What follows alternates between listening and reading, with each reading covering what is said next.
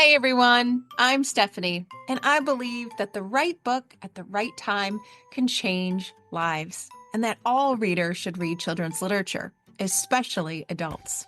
So that's what we do here on the KidLit Love podcast. We celebrate all things children's literature: picture books, early readers, middle grade, and young adult novels for readers of all ages. In each episode, we'll talk with children's literature authors and discuss their books, their hopes, their dreams for readers, their writing process, and much, much more. Whether you're an adult reading to their inner child or connecting the young readers in your life with fantastic books, you've come to the right place. So grab a notebook to build your TBR, and let's get to today's episode of KidLit Love.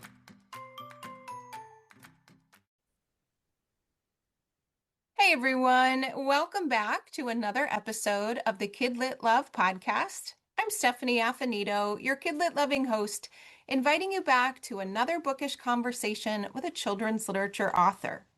Today, I'm talking with Nancy Hudgins. Nancy is here to celebrate her debut middle grade biography, Books Good Enough for You: The Storied Life of Ursula Nordstrom, editor of extraordinary children's books. It so beautifully chronicles the life of a formidable bookish figure, and it features 16 key books Ursula edited. The backstories behind each of those books are fascinating, and the story they tell about Ursula are even more so. I can't wait to dive into this conversation today, so let's get right to the episode. Nancy, welcome to the KidLit Love podcast. I'm so glad you're here. Thank you. Delighted to be here. We have a surprise too for everyone. For the first time in KidLit Love history, we have a third guest onto the podcast. Now, we have had third guests on before, author, illustrator combinations, but today is about sharing all the book love with you. We have Amy Soto here, who is a bookish friend of mine, who is a former librarian, a book blogger, and who loves picture books, I think, even more than I do. And so Amy is here because we got voice texting and voice chatting about the book. And we realized it would be so much fun to just have a trio, a triplet conversation with you today. So, Amy, welcome to the KidLit Lab podcast as well. Thank you. I'm so excited to be here and talking with you and Nancy. I can't wait. All right, so then let's jump in. Nancy, we of course are going to start with you. This is your debut book, and I would love to know more, and I know listeners would love to know more about the journey you've taken to your first book in children's literature. Thank you. So, like most, I think, children's book writers, it's a long journey, and it's filled with tons of rejections. And so I don't think I'm unusual in that sense at all. As I was getting close to retirement, I decided I wanted to write children's books in my retirement, and I hate being thought of as a dilettante. So I did a ton of research. I went to a bunch of seminars on how to write for children. I mean, who knew that writing legal briefs for judges would be different than writing for children, you know? So I had a lot to unlearn, actually, Yes. and a lot to learn. And so I did that. In the course of doing that, I met wonderful children's writers, and I have a critique group of just super people that I really enjoy being with. And I love their work. They are all fiction picture book writers, and so I love talking to them because I just feel like they're so much more creative than I am, because I go find the facts, they make up the facts, you know. So it's really different. So I started out trying to write picture books, which is a genre that I haven't really been able to nail yet. But I wanted to write books about women and biographies about women in American history. And so I grew up in the 20th century, which is history to every child now. And so I thought, I just to narrow my horizons, I've been thinking about and reading about and writing about 20th century American women. And as we were saying before, a couple of those books did not get to publishers before someone else thought of those subjects to write about. One of whom was Sandra Day O'Connor, and one of whom was Ursula Nordstrom. And I tried to write Ursula Nordstrom in two different ways. And in the process of doing that, the process of going to seminars, I met Amy Noveski, who was editor at Cameron Kids. And she loved Ursula. I loved Ursula. We kind of, in this seminar, we kind of hijacked the conversation, and we're just like, yeah, and she did this, and and what about that book, and and so just like we're going to talk about today, I think. Yes. So I knew she was interested, and she actually, I sent her an Ursula manuscript, got a rejection. Sent her a second one probably the following year or two, and she said, what if you did it this way? I'm not sure we could publish it because Beth Kephardt's one of our writers, and we don't want to interfere with her book, Good Books for Bad Children, which is a great picture book in Ursula.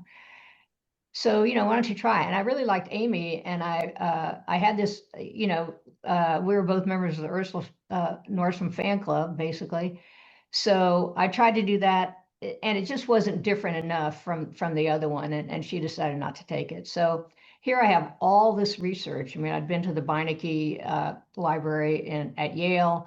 I'd been to Hollins University. I mean, I'd been to lots of places to research. And I didn't just want to give up on it. Plus, I think Ursula is a fascinating character. And so when Cameron Kids started publishing middle grade books, I asked Amy if she'd be interested. And in a middle grade biography of Ursula, and she said, sure. So basically I said, well, what do you need to, seriously consider it? And she didn't say that she needed a book proposal, but basically all the elements of the book proposal is what she said she needed. So then I had to learn how to do that.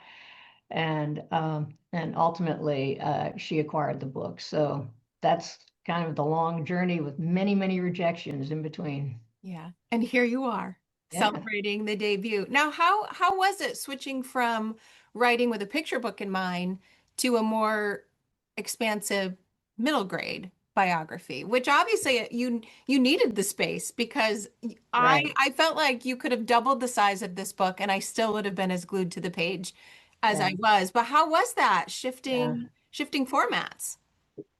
So basically, it was kind of the with the courage of the uninitiated. I thought I can do this, and then I hit upon the format of writing the stories behind the stories, and I wrote about 20 of them, I guess. But as a rookie, I kind of wrote them out of sequence and when I wanted to, and so there's a lot of talk about, well, Nancy, you need some transitions here from chapter to chapter. So I looked at it as, okay, well, this is Ursula's life before she was a book editor. I can write about after she was a book editor and her retirement and legacy.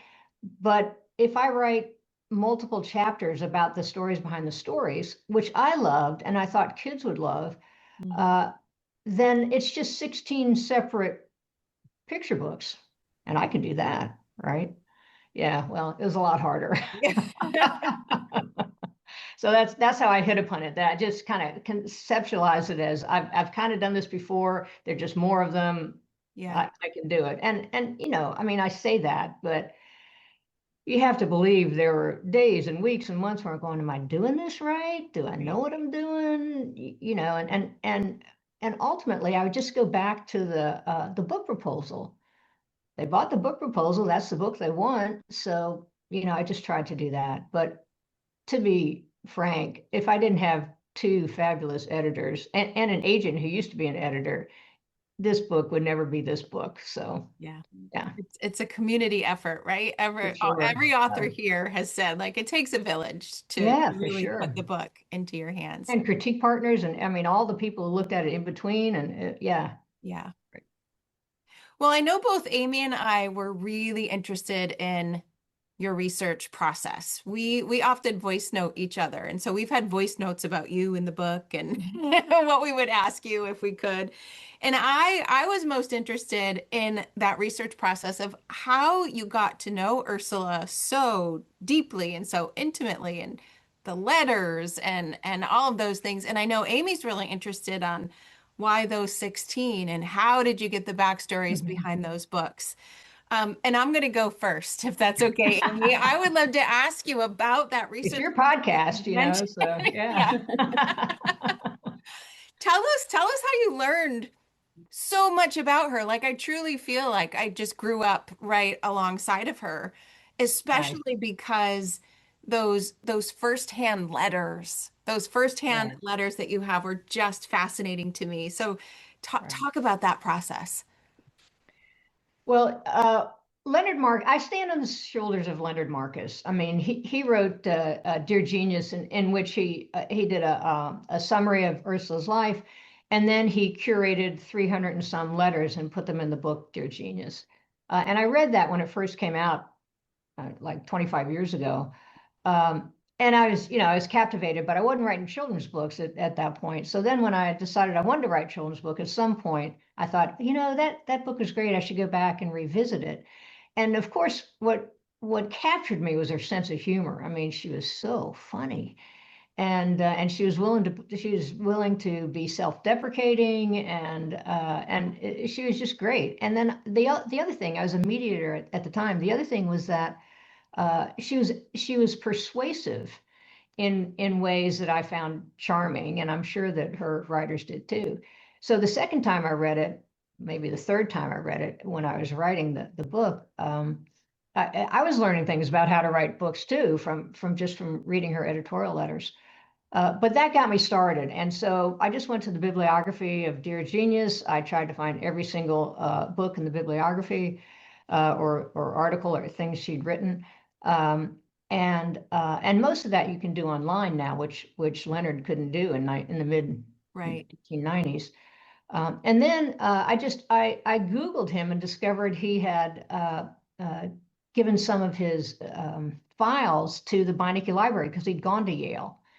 So I went to the Beinecke, I went online to the Beinecke Library. I found their finding aid, um, and I discovered that they just had a treasure trove of stuff. So I just followed all that. I went to the Beinecke. I found some articles I couldn't find elsewhere, um, and he had gone to Hart. He had been writing an adult biography of Margaret Weiss Brown.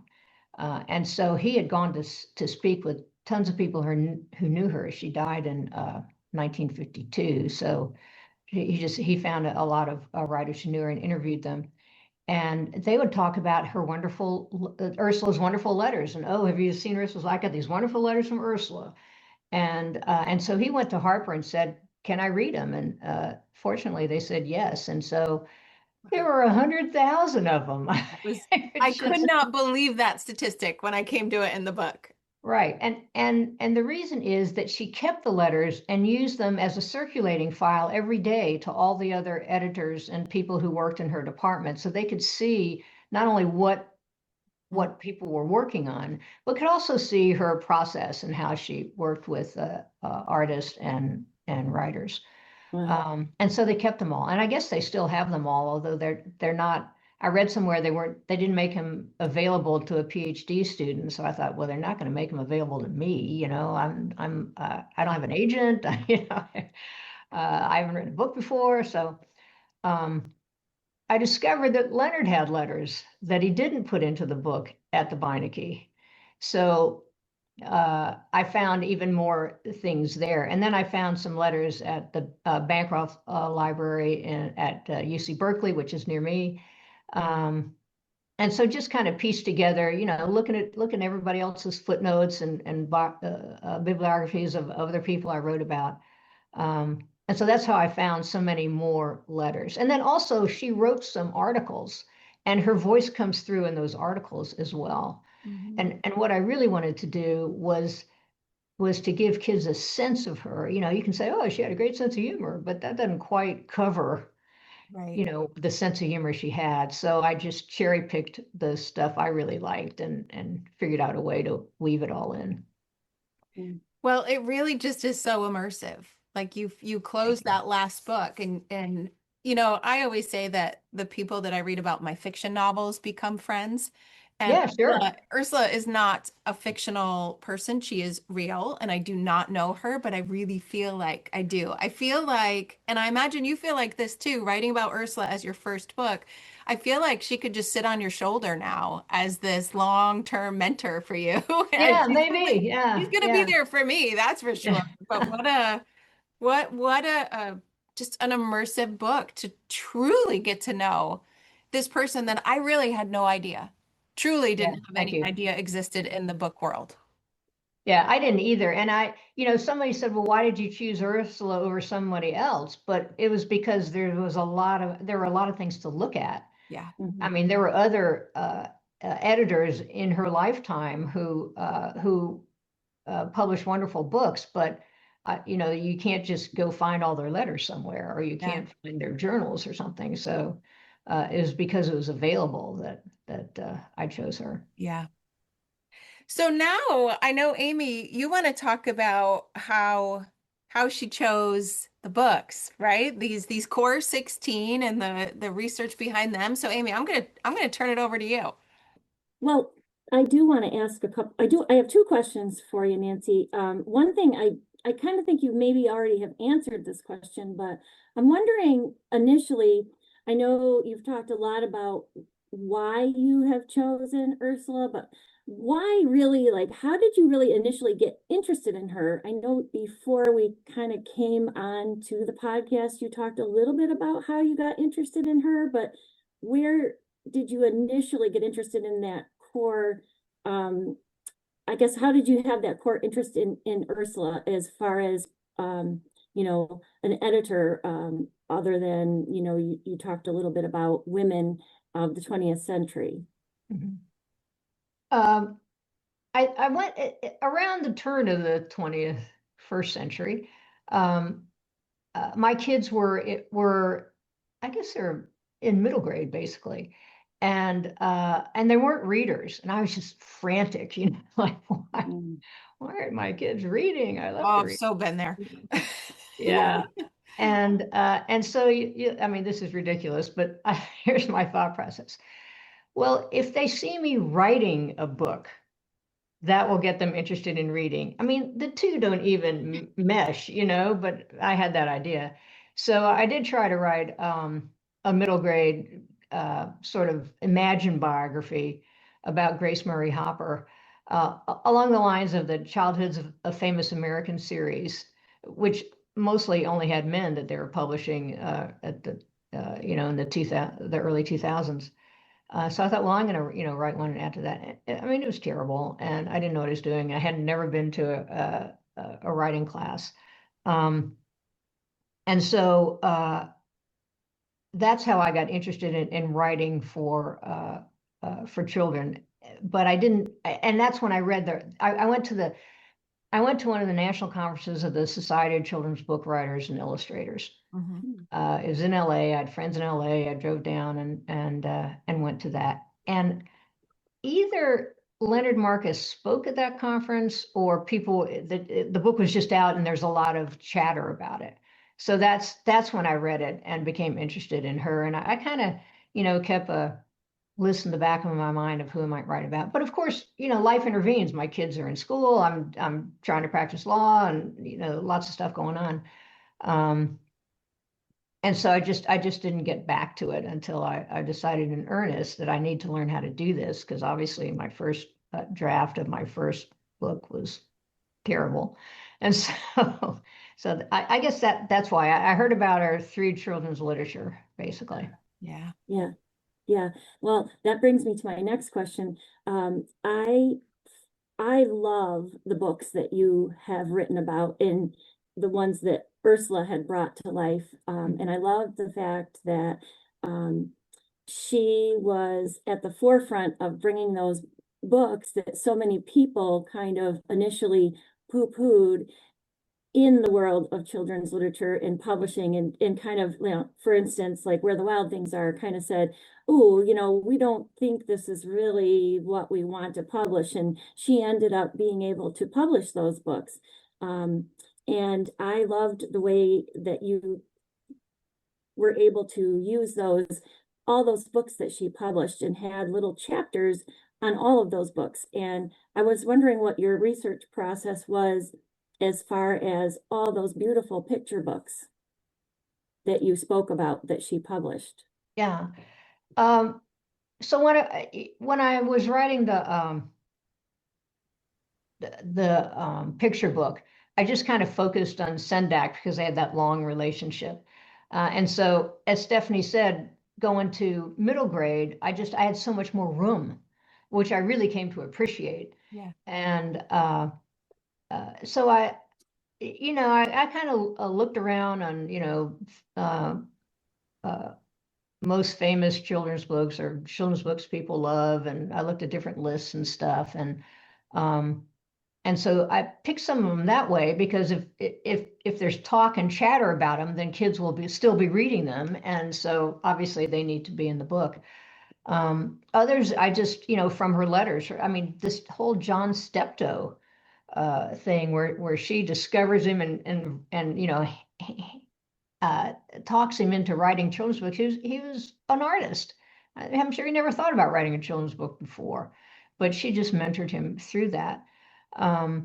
So, just through the letters, I found some of them as well. And then I kind of thought, well, what, as I'm looking at how revolutionary she was and some of the choices she made in books she published, I thought that historically those were fascinating too.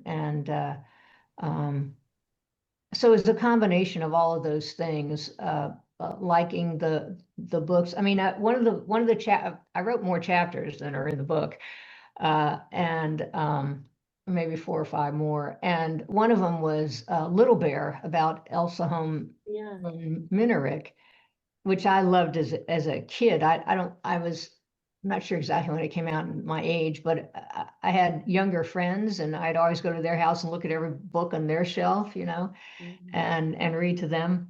And I thought that was just a wonderful book. And I had a chapter about her. She was a pretty amazing person too. A first grade teacher and a mother of a young child, and trying to get kids to read over the summer after first grade. And that's how all those I Can Read books got started. But it didn't really fit with the rest of the book, which of course I didn't understand, but the editors understood, and they said, well, and so I mean, every time we'd go through it, I go, well, can we just keep this one? And then finally I'm like, okay, you guys know more than I do. So yeah, so it's a combination of things. Does that answer your question? It does. And Okay. all the chapters about all the beautiful picture books has sparked me to want to share more about them on my Substack and share more. I have a great love for Margaret Wise Brown myself. And a few years ago, I read her adult biography in the Great Green Room, and wanting to bring about more interest in her, and kind of, the classics like Goodnight Moon, and I have like the 75th anniversary edition in the slipcover, and but she has such a wealth of picture books, and I think, and just to know that Ursula was responsible for all of, those great books that she has out there, and just the kind of funny stories that were brought out in your book about, for instance, like the one about the real fur that was used in Right. Right. So just so many great stories that would be fun to kind of reference in your book, to share in sharing more about the picture books. I did a deeper dive into Margaret Wise Brown than others, because I knew I wanted to use that as one of my chapters to send in the book proposal. And so in getting ready for the book proposal, I went to Hollins University, and I grew up in Roanoke, Virginia, which it's right there. and they have a lot of Margaret Weiss Brown literature and some letters and a lot of her books in their archives. And I also went to the Westerly, Rhode Island library. You know, Margaret Weiss Brown died suddenly, unexpectedly, and she was never much of a business person. You know, she wrote books. She wasn't interested in business, and somehow somebody said, you know, I live in Westerly, a friend of hers, and they have a really nice library. Maybe you should leave your stuff to them. So she left this treasure trove of stuff to them, and including her handwritten journals and in this really spidery handwriting that's very difficult to read. And other artifacts and other things. So it was really fun to learn. I mean, I learned much more about her than is in the book, but it was fun to do that research. So those are two places, Amy, you can go online and check out their finding aids and see what they have. Maybe a road trip is in your future. Well, that's good to know. My brother lives down in Virginia, so that would be a great thing to do. Yeah, there you go. Yeah, and you know, as far as she goes, I'm always discovering new books by her that I didn't even know existed. You know, like at a library book sale, I just found one called the Summer Noisy Book. I never heard of that one before, and you know, so there's always little treasures of hers that you She just is prolific. She wrote songs and all kinds of different things, and you can read a lot of them, especially at Hollins. Probably at both of them, but you'd enjoy the artifacts too. Yeah. And literally anyone can get in touch with a archival library and say, I'm doing some research, can I come visit? And you have to, you know, go through some hoops, but not many. And it's really fun to look at the original stuff. Now, her letters were all carbon copies, so you're not looking at her original letters. And there are some handwritten ones, but most of them are typed. So thank you for that info. I think that's one of the things your book is going to do for readers, whether they know it or not, or even if they want to or not, Nancy, is spark something that comes next. You're either going to want to read one of those 16 picture books that perhaps you forgot about or didn't even know existed. You're going to want to write, perhaps, given the advice that Ursula and you end up giving in the book. I feel like this book is the very first domino in a really wonderful line of dominoes of future reading and writing and learning and researching to come. I know I think that. I know Amy thinks that. Both of us have dug into the picture books more. Both of us have gone online and looked up more. We've read adult fiction that links to Margaret Wise Brown. I do feel like your book is tongue in cheek. It's like a gateway drug. Yeah. Yeah. I think that's good. I think it's good too in this context. Yeah. I think it's very good. One of the things I loved most about your book was how, yes, we were getting a glimpse of her life, kind of in the way that you've outlined the chapters, you know, in the beginning, and then her role as an editor. Then we got a look at those 16 books and the progression of her time as an editor. But where the magic happened for me was in the middle of those two, and learning about those stories and those authors and how they came to be. We just got a very close hand look at the kind of human Ursula was, this beautiful, kind, strong, smart, empathetic human, given the books that she published. And I love how your book just kind of brought that magic of the in-between to really learn about her. Yeah, I realized I just couldn't tell, you know, I couldn't just say, oh yeah, she edited all these books and she was great. And, you know, I just couldn't summarize it in a sense. And actually, in another thing in choosing the books is that I was really interested in her early life as an editor. You know, when she said, I'm just a young editor and, you know, I don't know much and I'm still learning and that kind of stuff. And as I put the books more or less in chronological order, but also by author, because it made more sense, you know, kind of to do it that way. So it's not exactly in chronological order, but And of course, I did them in any order I wanted to. It's like, well, this month I think I'll read about E.B. White, which of course could have taken years to read about E.B. White, but I was just trying to be focused on these two books. So I like that progression about it, and I tried to show that through that, then she kind of felt more comfortable in her editorial judgment, and then she was out there, pushing for the things she believed in because they were they were being accepted by the reading public, I guess. Yeah. And she was onto something that I think it took other publishing houses longer to learn. Yeah. This idea of writing books that were fresh and original and honest. Anything else she said is not good enough for a child, which is how Books Good Enough for You got its title. Yeah. And well, for instance, in Step with John Steptoe, he came in trying to see if somebody would buy some of his art or look at it and say, that would make a great cover for a book, or even to try to sell them on John as an artist who wanted to develop a cover of a book if they were interested. She just loved people, and she especially loved young people. And so she had him line up all of his artwork, and they're talking about the artwork, and she's looking at it and thinking about it, but she's still drawing him out. So finally, she has him sit down, and they have this long conversation. And she's asked him about his life, and then she just keeps after him to write a children's book. And he's 16, and she's been a publisher for let's see, almost, I guess, 20 to 30 years at that point. Can't do the math in my head. Mhm. And I mean, that's just, she just saw, and so back to the to what to write about.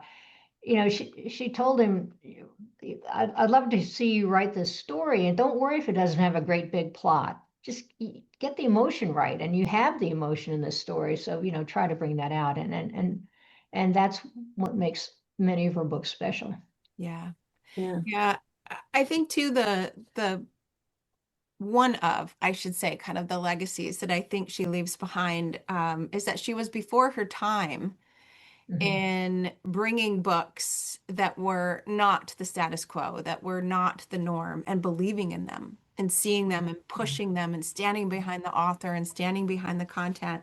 And unfortunately, we still need that more than ever right now, as we have lots of books challenged. But would you agree that that's one of the legacies perhaps that we can just really grab on and keep for her, almost just pushing on with what we're dealing with today? I do. I think that she edited books that in which the characters had agency, which is something we talk about today in the children's book world. but but there are less of those books when she was publishing. I mean, they're writing. I mean, these perfect children type books were being published at that time. And so I think, I mean, you look at the Carrot Seed. I mean, that little boy had more agency than almost any book you could read today. Harold had agency. Harriet had agency. The Bronzeville boys and girls had agency. It goes on and on. Julie of the Wolves, who I probably a chapter I should have written, but it was towards the end of her life, and it just didn't. We wanted to finish with In the Night Kitchen because of the right to read issues in that. Mhm. So yeah, I mean, she wanted real kids, and that comes through, and the emotion of it comes through too. Yeah, I agree. Definitely. So as you think of this book going out into the world and getting into the hands of, I would say, young readers and adult readers, Mhm. what is your hope for the book, or for all of those readers who get the chance to experience it? I think that every author wants to write an all an all ages book. So of course, I think everybody should read my book, right? Yeah, they should, by the way. They really should. Well, We thank you. agree. All right. Uh, and so it reaches all different types of people. I mean, it reaches people who love children's literature. It reaches people who read to their children. It reads, grandparents who read to their grandchildren, and on and on. But for kids, uh, uh, one of the takeaways in a didactic on the didactic front is how important revision is. I mean, I never knew that as a kid. I've been talking to kids, and I mean, most kids think that if I just change the paragraph around, even that's a big editing job. I mean, I need to read it over again. Okay, well, is the punctuation right? Does the subject match the verb? Did I spell everything correctly? I mean, that was what I thought editing was for Yeah. lots of years. I mean, way into my adulthood. So I hope they pick up on this revision idea. I mean, Ursula thought it was so important. Now that I've written this book and trying to write these other books, it's hugely important. And I wish there were a way for kids to understand the critiquing process so they could. I mean, I know in some schools kids critique other kids' work, but which I think is important. But it's hard to teach the humanity part of that and the nice part. And I'm sure people feel wounded because they're not quite ready to do all that. But so that's on the didactic end. Otherwise, I hope they just love the stories and uh, and it's kind of cool, that like, hey, did you know that Margaret Weiss Brown? You're talking to a friend, and you come up with some little nugget that you're telling them about. So I hope they'll talk about books. And I mean, I some of these books I did not know when I started this. And for instance, Harriet the Spy came out. Um, I was just reading a little bit older at that age. And I didn't even read it until, 3 years ago. I'm like, man, I wish I'd read this book as a Yeah. kid. So, yeah, and also that people can grow into jobs. I mean, Ursula liked books and she became an editor, but she wasn't a great editor when she started, and so you grow and learn and adapt. And so all of those things I think might be interesting to kids, and I hope they take away that you can be a can-do person. You just have to work at it. Yeah. And I love when I found that newspaper article that her mother said success is spelled WORK. I'm like, boy, isn't that true? So Yes. I had to sneak that one in. Yes. Now this is your debut, but you're still writing. You're keeping going, right? Can you give us any Absolutely. sneak peeks, or even if they're cagey, of what you're continuing to work on now that Ursula is, or I should say, Books Good Enough for You is into the world? Yeah. Thank you. So yeah, I'm going to be a little cagey because I write nonfiction, and I've already had two books That's right. bite the dust, So um, I think that in today's world, librarians are in the forefront of this culture wars that they really shouldn't be in the forefront of. And so I want to write a book that celebrates librarians, and I've thought about different ways to do it. I've thought about different age groups to do it, and I have a book in the works on that. I also want to keep, yeah, right, Amy. Yeah, of course, right? Uh, and I want to keep writing about books. So I have another kind of World War II-ish book about books that I'm thinking of, and other things too. But those are the two front of mind that I'm working on and thinking about it right now. And as the book publishing industry goes, 3 or 4 or 5 years from now, you might get to read them. Yes. Well, you're speaking, Amy, in my love language right there. Books about books. Yeah. Any bookish book it just fuels more reading and more writing, I Mhm. think. So are you with me, Amy? We're looking forward to those kinds of books. Oh, for sure, for sure. Now, I do want to ask both of you of where the best place to find you online are. So, Nancy, where is the best place to find you to keep up with what might be coming next? So I wanted a website that would be easy to remember. So it's nancyhudgins.com. Yeah, good. And my email address is nancy@nancyhudgins.com, another easy to remember. But I'm also on Blue Sky and Facebook. And I'm on LinkedIn just because I've always been on LinkedIn, but it's a little bit different crowd. But Yeah. those are the places you can find me. Okay. I'll make sure to put links to those in the show notes. Thank And Amy, I definitely want you to share where you are so that all the bookish people can find you and maybe give them a sneak peek of what's to come on your Substack as a result of you reading Nancy's book. Um, I am at Mother Goose Librarian at Substack.com. And the reason for that is because when I was working as a librarian in my school, a lot of my teachers and students called me Mother Goose. So that's why that name is. And a little sneak peek is that I'm going to be sharing not only talking a little bit about Nancy's book, but also the books within the book. you. So, Yeah. Well, that'd be fun. I can't wait to read that. yay. Thank you. Yeah. Books to more books to more books. Oh, thank you both for coming onto the podcast today. It's such a beautiful book, Nancy. It's going to spark lots more reading, lots more writing. And I'm just so grateful that I got a chance to talk, not just with you, but one of my book besties as well. So thank you for doing this for the first time with us.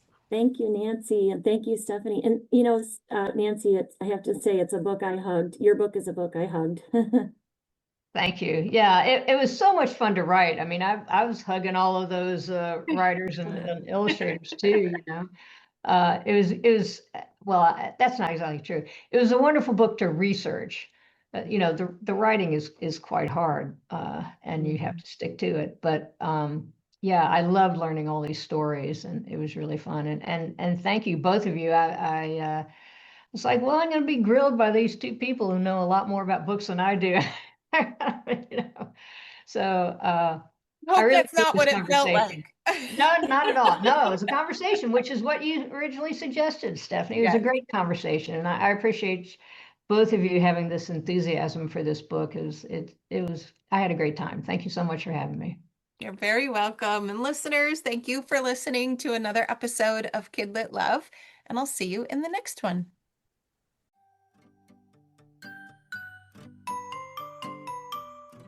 Thanks for listening to today's episode of the KidLit Love podcast. You'll find links to all of the books, resources, and ideas mentioned in the show notes and at alitlife.com. You'll also find KidLit Love on Substack. That's where you'll find posts for each episode, monthly KidLit roundups, and an invitation to join my summer book club and go deeper into the world of children's literature. And if you loved this podcast and want more, you might like to listen to my other podcast called Get Literate. It's a podcast that explores all things books and reading, notebooks and writing to build a life you love. One more thing. If you love what you listened to today, please take a moment to rate and review the podcast, or take a screenshot of the episode and text it to a friend. This helps the podcast grow and builds our bookish community of KidLit Love. Thanks for listening.